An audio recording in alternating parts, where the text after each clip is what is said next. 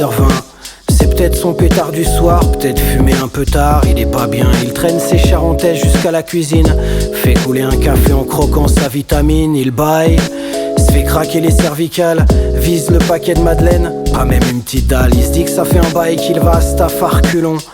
En se grattant l'arrêt du cul par-dessus le caleçon, il grimace devant la glace. Le teint à rien vert, il se savonne la face, crache quelques glaires, brosse les vieilles chicots qu'il n'a plus.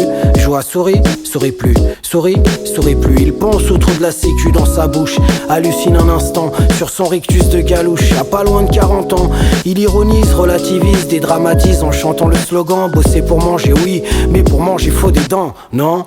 Lampadaires illuminent encore sa banlieue dortoir qui dort. Il démarre son utilitaire, roule toujours pépère. Saint-Christophe, à la bonne heure, évite le trop plein de caisses, le stress et le camion des éboueurs.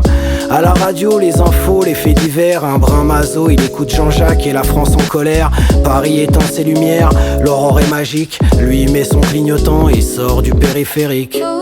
Routine, matins ordinaires d'un manutentionnaire, homme à tout faire, cher pas au sol ou sur le toit, dépanneur, livreur, magasinier.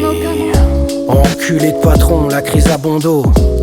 Râle-t-il seul dans son dépôt, prime divisée par deux, coût de la vie annuel, des cacahuètes et sa gamelle reste bien au ras des pâquerettes. À peine une douzaine de salariés et ça joue les PDG. Enfoiré, il se verrait bien répondre au boss quand il lui dit: salut, ça va, qu'est-ce que ça peut te foutre, la vie va. Mais le salaire lui il bouge pas, il ne dit rien, il ronge son frein.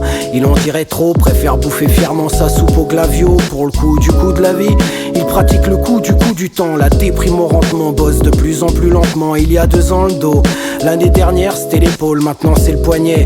Aïe, bon allez, arrête de travail, les muscles chauffent mais les nerfs et sa rage se tasse sous le poids des sacs de mortier qu'il déplace.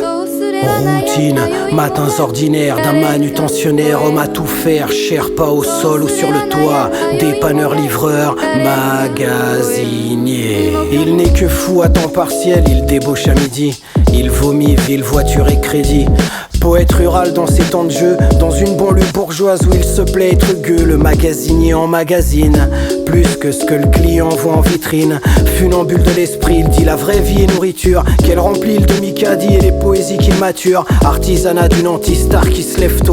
En tant qu'artiste prolo, il dit le cerveau bobo est le plus gros ghetto. Il pense souvent à ses potos, ses chers collègues, qui n'ont pas le temps pour la compète du plus gros gag. C'est pour les cordistes pro, des travaux acrobatiques, les magasiniers caristes, experts du Fenwick, les vitres sur nacelle, les Sherpas qui maçonnent, les livreurs détestés, harcelés du klaxon, les gens simples du matin qui voient la Babylone sans fond de teint.